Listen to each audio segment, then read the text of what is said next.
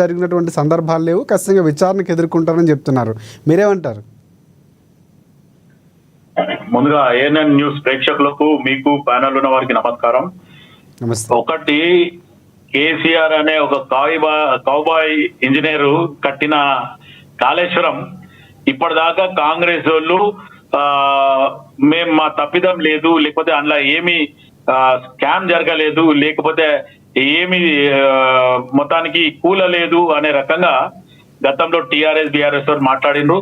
అదే కాకుండా మా రామ్మోహన్ భాయ్ అయితే మొత్తానికి ఈరోజు హరీష్ రావు కానీ లేదు అనుకుంటే కేటీఆర్ కానీ కవిత కానీ సంతోష్ రావు కూడా మాట్లాడారు. అట్లా మాట్లాడతాడు ఆయన, అదే టీఆర్ఎస్ బీఆర్ఎస్ అభిమాని కాబట్టి. అయితే నిజంగా కూడా ఇన్ని రోజులు కాంగ్రెస్ పార్టీ కాళేశ్వరం ప్రాబ్లం ఉంది, ఇది 1,30,000 కోట్ల ధనాన్ని వృధా చేసిండ్రు, ఇది కాళేశ్వరం కాదు, ఒక దేవుని పేరు పెట్టిర్రు, కానీ నిజంగా ఇది కూలేశ్వరం అనే రకంగా కూడా గతంలో ఎంతో మంది మాట్లాడడం జరిగింది. సో దాంట్లో మనం కూడా ఎన్నో డిబేట్లు ఏఎన్ఎన్ లో కూడా చేయడం జరిగింది, అందరం లైవ్ లో మాట్లాడడం జరిగింది. కానీ ఈ రోజు మొత్తానికి ఆ విచారణ ముగ్గురికి అయితే నోటీసులు వచ్చినాయి.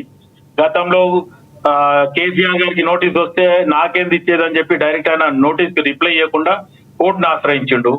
ఇప్పుడు కూడా అవసరం అయితే ఆయన కోర్టునే ఆశ్రయిస్తాడు తప్ప ఆయన రిప్లై ఇవ్వడం అనేది నాకున్న అనుభవం గాని ఆలోచన గాని. కానీ నిజంగా కూడా ఈ రోజు కాళేశ్వరం అనే దాన్ని మొత్తానికి నీళ్లు గట్టిగా ఇప్పుడు నింపితే అది ఇంకా పిల్లర్లు కూడా పోలేదు ఉంది అని చెప్పి ఇంజనీర్లు చెప్తుండ్రు.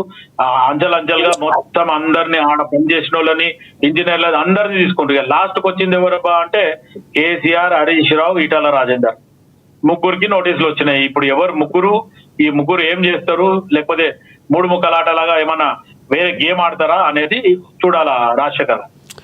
Yes yes right right. మనకి రాజకీయ విశ్లేషకులు పాపిరెడ్డి గారు ఉన్నారు. పాపిరెడ్డి గారు నమస్తే అండి. పాపిరెడ్డి గారు, రెండు పార్టీల వర్షం విన్నారు. ప్రధానంగా రాజకీయ కక్షను ఒకవైపు, జరిగినటువంటిది నిజమైతే వాస్తవం అయితే బయటకు వస్తుందా, కమిషన్ ద్వారా బయటకు వస్తుందని కాంగ్రెస్ పార్టీ చెప్తుంది. సో ఏ విధంగా చూడాల్సిన అవసరం ఉందంటారు? ఇప్పుడు రాజశేఖర్ గారు ఇంత రెండు పార్శ్వాలు అంటే రెండు వైపులో ఉంటుంది. ఒకటి ఏంటంటే ఇప్పుడు రామ్మోహన్ గారు అన్నారు ఇది కక్ష సాధింపు, వాళ్ళు చేసిన అది కాంగ్రెస్ ప్రభుత్వం చేసిన వాగ్దానాలను వాళ్ళు అవి నెరవేర్చలేకపోతున్నారు కాబట్టి ఇటువంటి విషయాలు చేస్తున్నారు. ఓకే, అది వాస్తవం. రామ్మోహన్ గారు చెప్పింది 100% వాస్తవం. కాంగ్రెస్ తన వాగ్దానాలను అది కంప్లీట్ చేస్తలేదు. కానీ రెండో వైపు ఏంటంటే ముఖ్యమంత్రిగా కేసీఆర్ గారు ఉన్నప్పుడు తన 9.5 సంవత్సరాలలో కాళేశ్వరం ప్రాజెక్ట్ ఒక పెద్ద మెగా